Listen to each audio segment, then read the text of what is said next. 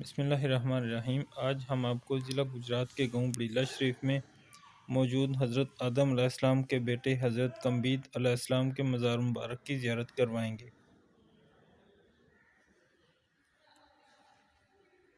रवायात के मुताबिक इस कब्र मुबारक की लंबाई 72 गज है।